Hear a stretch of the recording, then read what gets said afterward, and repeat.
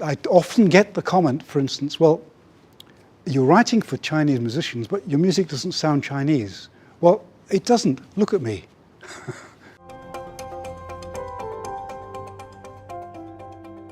Hello, my name is Eric Watson.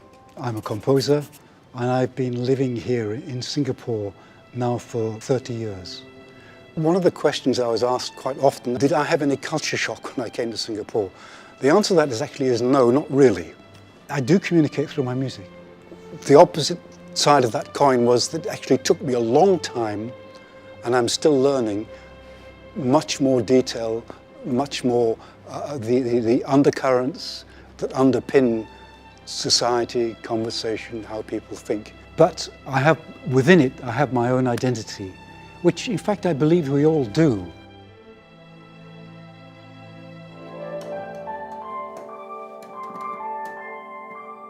If I was to describe my music, I would say that what I like to try and do is to celebrate something of the cultural diversity that exists within me personally, but also from Singapore, because I've become part of this city, this community. There's almost a Rojak quality, which I really try to bring out in the music. I've always liked the idea of putting things together. It's when you bring unfamiliar things together, you often find some surprising results. In a very large sense, the process of composition has been like that, discovering, hearing things, tasting things, looking at things and thinking, how can I recreate that? So that brought me to the work A River in Time, which in fact was a musical. It involved using a symphony orchestra, a gamelan ensemble, and a Chinese ensemble, and singers, being a musical, of course. What I don't wish to do, for instance, is to become a gamelan composer. I don't want to become composer of Chinese music. What I wanted to do, and what I set out to try and do, was to actually find out what the essence of that music was, perhaps the philosophy behind it, if there was one, what its roots were, what its cultural identity was, and find out what it is that I can identify with myself. Then recreate, perhaps explore the boundaries that it represents. What I don't want to do is to copy it slavishly. And quite often the question I'm asking is not so much would I go there, but is should I go there?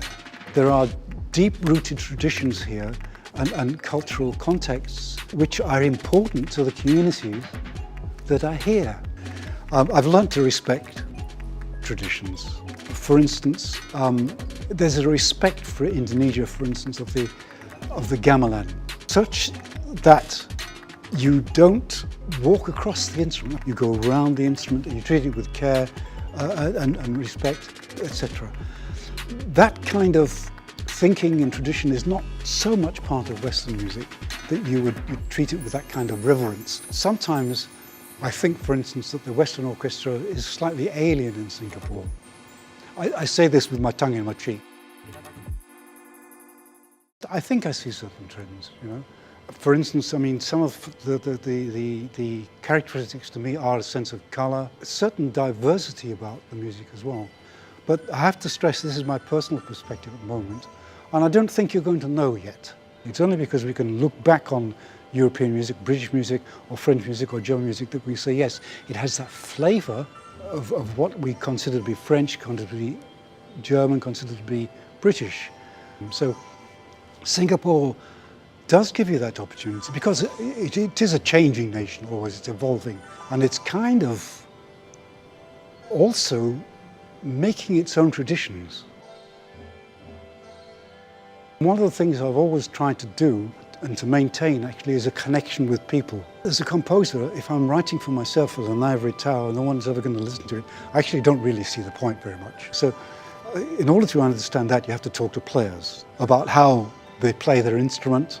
When I first came to Singapore, I would be slightly more in the habit of writing exactly what I would want a musician to play for me. But I began to loosen that a little bit, experiment a bit by giving musicians a little bit more freedom. Sometimes it's different from what I was expecting, what I was thinking would work, and it always is a very welcome perspective, which is different from mine, and it's been a part of my growth. And I think you have to be true to yourself. That means sometimes listening quite carefully to yourself. But at the other end, opposite, you have to be open to many ideas.